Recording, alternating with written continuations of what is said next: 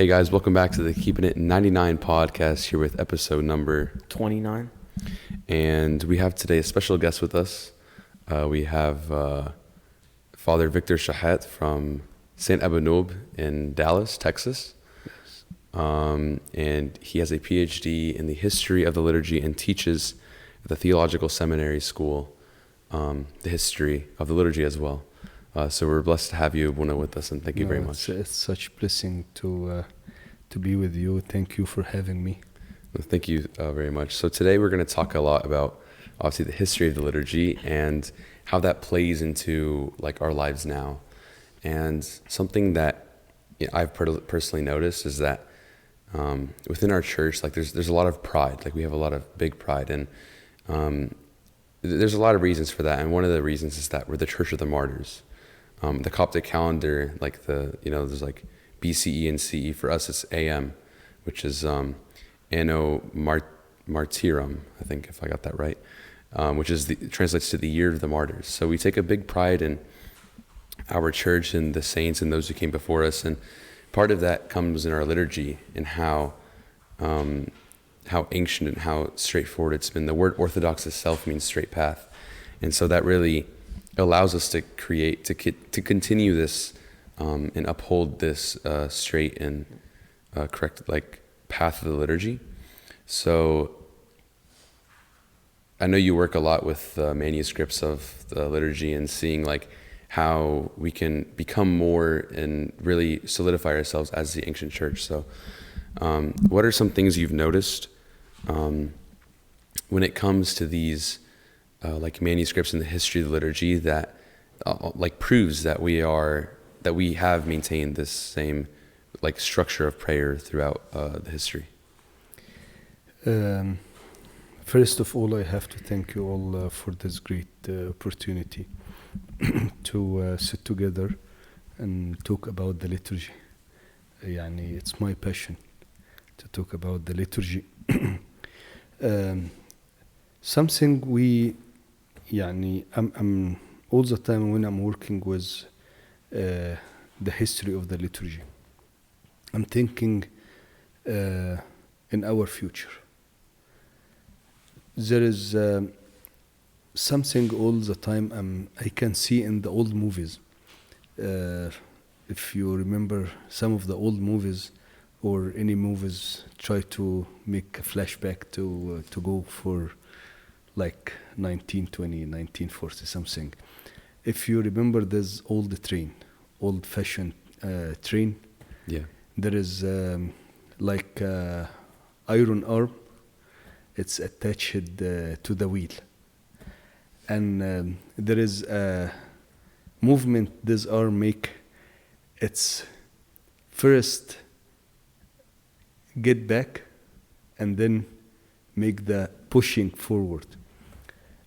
I'm thinking in the liturgy and the Father of the Church making the same. Sometimes we need to go again little bit back to have this push to go forward, to go in the right direction. That is the most important thing in the liturgy. We are not creating anything new. Maybe we can use some new technology as we are doing today. We are using this high-tech fancy stuff.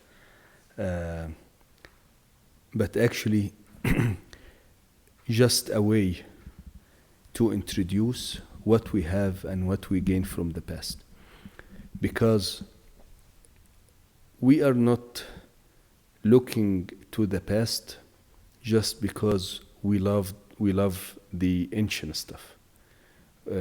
We are not progressive, or we are not in good way to think in this world. Not because we are not developed. No. We are looking to the back because we are looking to our root. We cannot uproot ourselves from the root. If you uproot any tree from the root, there is no life on it. It looks okay, it's something I can take it and put it in different way. you have to take it with the root. You can't take it without the root. If you take it without the root, you will kill this tree. It is the same. Like we are looking actually not just for 2,000 years ago. We're turning back to the first verse in Genesis. That is our root. God created for this. And if we go to the liturgy, all the liturgies, as we are praying today, start with the creation. The first step to proclaim and to announce and to tell about the salvation, we have to start with the creation. All the time we have to ask and seek the root. So that is the main thing when we are looking and talk to the liturgy, we are talking about the root. And taking this approach of looking for the root first, I feel like brings a lot of benefit, and it brings a lot of like support to what we really do, especially because we're a church that focuses on ancient tradition and like what the early fathers believed in. And part of this root, part of this root for us comes in the form of a language, and that language is Coptic, and we hold it very dear and true to ourselves. And recently now you're seeing churches, American Coptic Orthodox churches, that don't really use Coptic. And so I would like to get your thoughts on what you think of the importance of Coptic, and if you think that going in this right direction is good. Like, how should it, in your opinion, how really should it be like approached? Yes. Actually, that is one of the main struggle the people are talking about the language. If we go to the history in the church, it's very easy, we can see it wasn't an issue at all. Because if we go in the history of the church, if we are calling us the Coptic Orthodox Church, and also the main title for the church is the Church of Alexandria. So the main church in the Coptic Church is the Church of Alexandria. The Church of Alexandria, the city of Alexandria, never used Coptic in the beginning. She was totally Greek language, using only Greek language. And if we go in the history, yes, maybe we can say it before the schism in 5th century, yes, it was Greek. But actually in the history of the church and the history of the liturgy, at least till the 15th century, the city of Alexandria used only the Greek language in the liturgy. 1,500 years from the beginning, from the time of St. Mark till the 15th century, the city of Alexandria used only the Greek language. And we have many documents about this. One of these documents came from writer in the 3rd century, his name Ibn Sabah or Ibn Sibah. He mentioned something in the ordination of the patriarch. The patriarch should write as a letter, as he making they used in Arabic خط يده. It means he is making handwriting to make like agreement with the people of Alexandria. He never will change their language from Greek to any other language. And also in another document came from other writer, his name Abu al-Makarim, in the end of 13th and the beginning of 14th century. He said, I think in the middle of 14th century, Ibn al-Makarim said all the churches in the city of Alexandria, except just one church in the whole city of Alexandria, used only the Greek language. So we never feel it was an issue. And the call from God to the Church of Alexandria, the Coptic Church now, to be outside of the ancient territory of the Coptic Church, be in many places.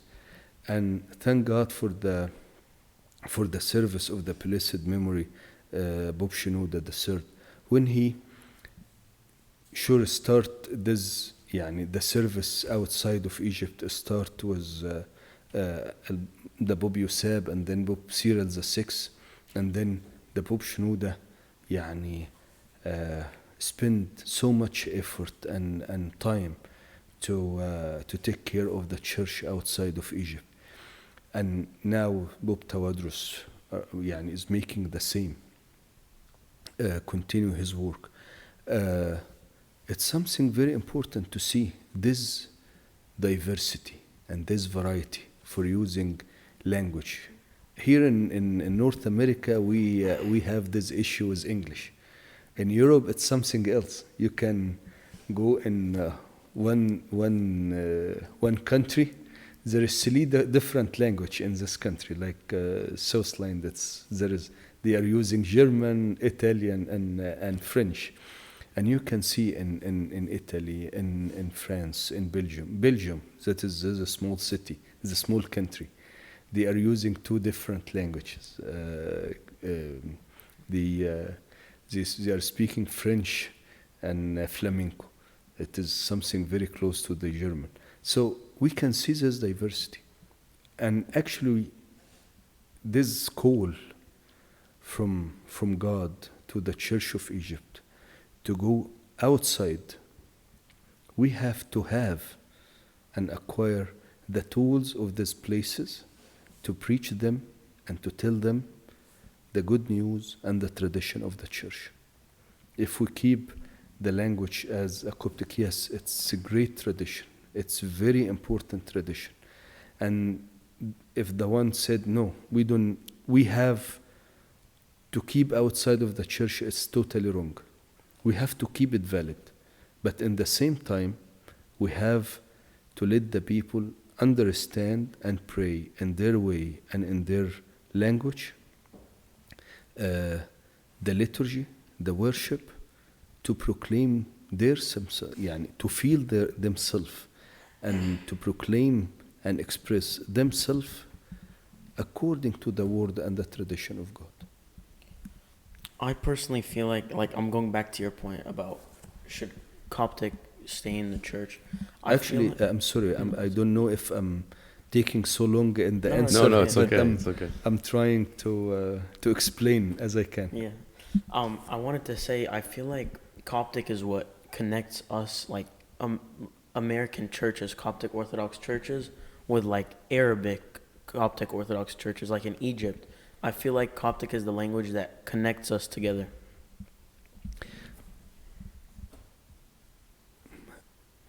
Let me take it in a different way. The main thing for the second generation, the third generation, and what about the fourth generation? The main thing I have to connect them with the church is the faith. Because even the people in Egypt, yes, we are using the Coptic, but we have to be honest. How many person in Egypt can understand the Coptic? Yet they know the meaning, they know the language, and it's very nice to use it as a language, the ancient language, and all the churches, all the traditional churches. They are very proud of their tradition. In Syriac church, Armenian church, Indian church, all those churches, Ethiopian church, even Byzantine church, Greek language, and the other, Russian, they still use the Slavic language, the old Russian language, and the Latin church, the Catholic church, the Latin church. Yes, it's part of the root, but never. We cannot keep the language as a wall between the faith and the understanding. In the rite of the baptism, the main thing we use these words many times, the understanding. Let them to understand what they are in. And this is the main thing. Yes, it's great to study the Coptic language. I studied the Coptic language when I studied my PhD. I studied more than one dialect. It is Sa'idic and Fayomic and plus the Buhairic. It is great, and the Coptic language is so rich in meaning and language and the expression. It's great, but also we have to focus more about the idea to understand the liturgy. To pray, as St. Paul said, we have to pray in the understanding, not just with the tongue. Yeah, and I think it's this balance between Yes. like letting people understand and still preserving our ancient faith. And one of the questions that comes up with that is, where do we draw that line? Not just when it comes to Coptic, but in general. Where do we draw that line when it comes to like what we call like capital T tradition and lowercase t tradition, where it's like the real tradition and then just like things that we kind of call tradition but like really aren't? Like, where does that line really lie between those two things? If you consider something like the fool and ta'miya as part of the tradition, it's not even with the it's not even with the small t. It's something less than the small t. That is the issue. Sometimes we are mixing the people without awareness. They are mixing the culture with the tradition. So the line is the awareness, to understand what exactly the tradition. The father of the church, can you consider Saint Athanasius and Saint Cyril Coptic fathers or not? Yes. They never used Coptic. I'm sure they know Coptic because they are talking with for example, in the trip of Saint Athanasius to Upper Egypt. I'm thinking maybe he used Coptic when he was talking with the monks in the monasteries of Saint Pachomius. Saint Cyril, we have many times this meeting between the monks from the monasteries of Saint Pachomius. Oresius, the disciple of Saint Pachomius, he met Saint Cyril many times. So he maybe he knows Coptic, but they wrote in Greek, and they doing all the great works in Greek. All the fathers of the school of Alexandria, I can consider them as Coptic or not? They are, because they are the father of the Coptic Church. But they didn't use the Coptic language, because this is the language of the majority. The people can understand. All the time we are looking, as I said in the beginning, we are looking to the past, not because we love to live in the past, but we need to understand more about our root, to have this faith and this power and the strength to face our challenge. By the way, I'm not thinking we have any new challenge, but we have the same challenges in different form. If we go to all the issues we are facing today, we are facing the same challenge, like St. Paul was talking about the same sin, the same issues, atheists and the homosexuality and all this stuff we are facing. We are not accepting in the church the abortion and all this. From the first century we have document, so it's not new challenge. It's just we need to have our own way to face this new form, this new shape of the challenge. Yeah, and I think too, in like what you were saying, like look back at the past to like kind of figure out the future, and that knowledge is so important. And I think I actually said this on the podcast yesterday, that we overlook this knowledge a lot, especially like with like some of the younger generation. A lot of us, we we just think like it's whatever, like we'll learn it as we go, and um, we don't think that it's as important as it really is. And especially now in the world we live in, and in the challenges that we face, and the people that challenge us and like, try to disprove almost our faith. I feel like that knowledge of the past is so important. So I like the point you brought up where we're facing the same issues. It's not like we're making stuff up. And I think that goes just in line with the tradition that we've kept the same liturgy for so many years. So we don't like pull off, just like how when it comes to our current issues, we don't like, kind of peel off of it. So that leads me to my like next question, which is like, in the current world, right? We're a proselytizing church. We evangelize people. We try to bring people into the church, and that's kind of part of the American Coptic Orthodox Church without the Coptic, and trying to separate the culture from the tradition. How exactly do we go about spreading our faith without kind of changing the faith? Because it's really challenging. It's a really thin line between a lot of differences between our church and the Protestant church, or our church and the Catholic church. Like actually today, sorry, that's my laptop. Today I was in history class, and it wasn't planned, but we were learning about Christianity, like the origins of Christianity.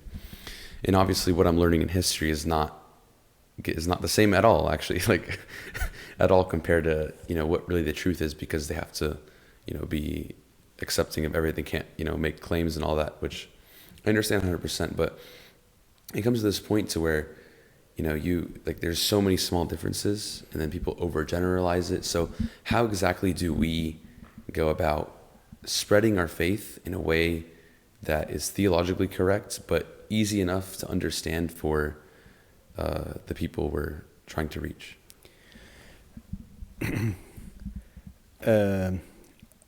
I love something the fathers in 4th and 5th century. What they did in the past, they make distinguish between the essential stuff for the faith and something is not essential. Like what? Sometimes we are hearing many struggles in the faith. But the Father said, okay, we have the creed. The creed of the faith. We believe in one God, God the Father and the Son and the Holy Spirit. We believe in the Father, we believe in the Son, and we believe in the Holy Spirit. And then we believe in the church. That is a church. That is a church. And in the church we believe in the baptism, and we believe in the second coming, or the day of resurrection. If we go and understand all this dogma, all these doctrines in the creed, and how can preach to the people as a beginning, yes, there is many histories, there is many historical stuff happen between the Chalcedonian and not Chalcedonian, and then the Catholic, the Protestant, all this stuff. But still, we have to offer first the faith out of all these struggles, and then we are offering the experience of the Church of Alexandria in this faith. I don't like to start the evangelism or spread the faith to the people with the struggles. Don't go to tell them, do you know, we believe in this, and we are different than this Christian group and this Christian group and this Christian group. Actually, it's not the way of the evangelism. The way of evangelism, to offer the first step, offer the experience of the church. We have great experience in the spirituality. the great spirituality of the Coptic of the church. There is something يعني I want to mention. One of the school, it's university in Dallas. I went there to study something, and they asked me to offer some lectures, to offer a course to the graduate school. And they asking for what? They asking a course about the Desert Father. Because they know what is the richness in the Desert Father. That is, we have to introduce. If we start with the struggles, many of the people will give us their back. Okay, we heard this before. We heard this group is not right and this group is not right. But the different, to introduce to them the richness of the spirituality, the experience in the church in the faith, the experience of the church in the faith. How those great fathers, Saint Anthony, Saint Macarius, Saint Athanasius, Saint Cyril, the father of the church, they explain and express the faith, and they examine this in their life, in their own life. Something in our church, we are making a group. We are reading together patristic text, and we start with the own incarnation of Saint Athanasius. One of the youth told me, "Look, Abuna, when I read Saint Athanasius, one page of this book equal 100 books of apologetics and many stuff, because the richness and the logic and how they explain and study and express the faith of the church is very rich. Is very rich. With the father of the church, with the history of the church, with the liturgy of the church, we don't need to introduce many of the differentiation that distinguish between group and the other, because we can just introduce the orthodoxy, the orthodox life, and the orthodox experience, and the orthodox richness. Yeah, and I agree with you that the Orthodox Church is very rich, and it's something that the Orthodox Church has that other denominations of Christianity do not have. Like being in a sacramental church, something that Abuna Elisha says all the time. We don't just have like a spiritual side of the church. There is a spiritual and there's a physical. We have both sides. It's fully, it requires all of us, or like all of like us, like as in our whole body and our whole being to properly worship God in the church. And I think that's something that the Orthodox Church has that a lot of churches don't. And I feel like that's something that as youth trying to spread our faith, that's something that we need to focus on a lot more than, we believe in the Trinity. And all of us, all of the Christians believe in the Trinity. So it's not, it doesn't make any difference to say, okay, I'm believing in the Trinity. Okay, all of us, maybe we have different definition, or it's not, and the one who we are looking, we are trying to talk to him about our church. He is not familiar with many terminology. So we are saying, okay, we believe in the Trinity, and the other, yes, believing in the Trinity. But if I introduce to him, I offer to him the richness of the church, what just you said, when we are praying in the liturgy, we are saying to have this purification in our souls, body, and spirit. We are all the time, we are praying for the body and soul and spirit, everything. We are submerged in the liturgy. We became body and spirit and soul in the liturgy. We are worshiping God with everything we have.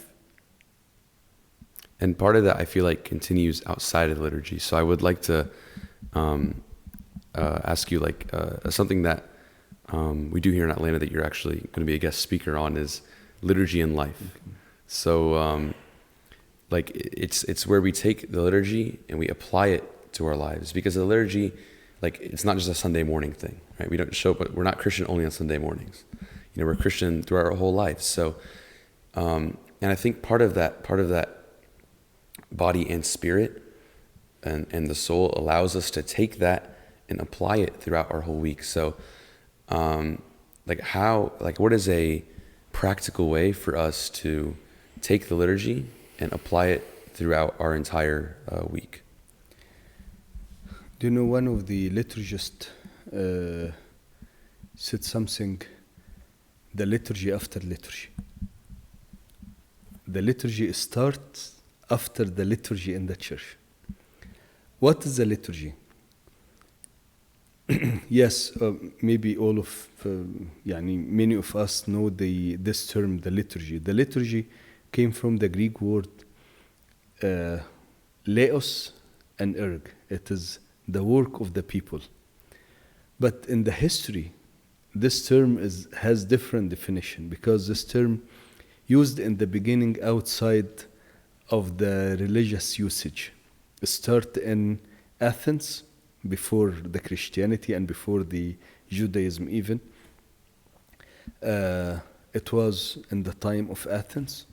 And this word they used to explain the service for some people they are making toward the community. We are serving the community, like the community service we are making. What is a community service? It's something, the time I dedicated to do, to serve the others. And later on, this word entered in the tradition, first in the Septuagint, when they translate the Bible from Hebrew to Greek. They used as to translate the work of worship. And then later on, exclude this meaning for the service in the church. But for me, this terminology, according to the history, we have this meaning. We are praying the liturgy. We are praying the liturgy to serve the universe, to serve the world. We are praying to ask God, please God, bless the whole world. And if we have this faith, when we are going outside of the church, we have to practice this prayer. How can we practice this prayer? To proclaim the salvation of God for everybody.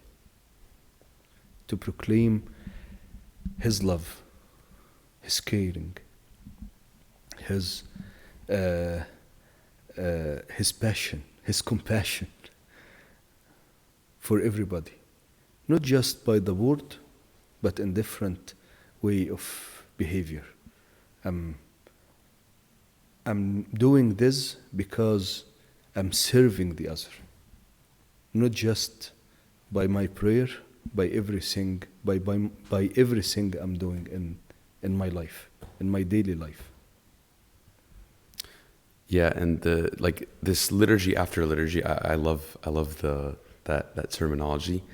It really shows us that the liturgy is not just it's a lifestyle, like you said. It's how we conduct ourselves, how we serve the community, and it implies that this is a continuous service.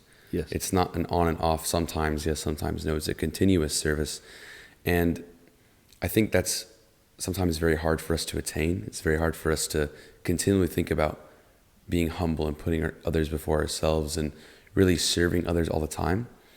But that is what Christ calls us to do. And I think part of that goes back to the original point of making the church an environment for others, making others allowable to understand like our faith, like that goes back to that serving others. Like we're putting our own pride in our culture and in our lowercase t tradition, things that don't really matter. We're putting that down in order to lift people to eternal life. And I want to connect this to something you said in the sermon, where you said, like, you were talking about how the Virgin Mary is the mother of us all. And the difference, mother of all living. or mother of all living, sorry. Yes. And comparing that to when Eve was called the mother of all living, and what the difference is between the life and the death.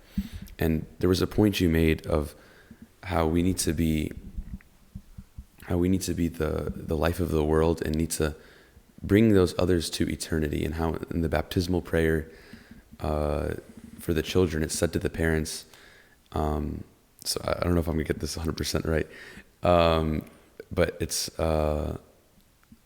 something about how they're heirs to the life of Christ. To the life of Christ. Thank you. How the The children life with Christ. Yeah, the children have now become heirs of the life with Christ. Yes. And I think that that should be should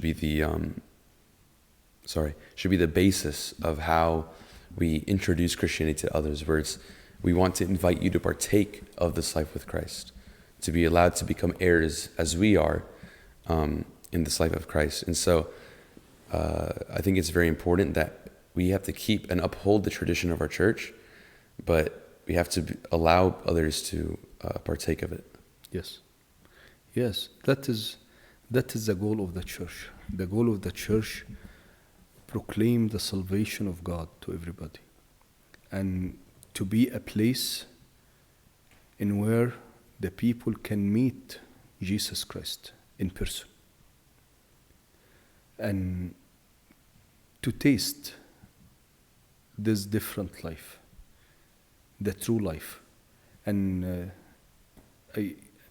as Jesus said to the Samaritan woman, the one who believes in me not just will be alive or living, no, actually he will be like a source, other source of life, not like Jesus, but in different way. He will offer the living water to the others, because he said this. And there's the role of the Christians. We have to become like him, as St. Paul said, because the life of Jesus, when Jesus gave us his life, not to live according to our way, but to live according to his way, according to his life. For this, the life we have, the life we gain, the life we attain, it's not our life.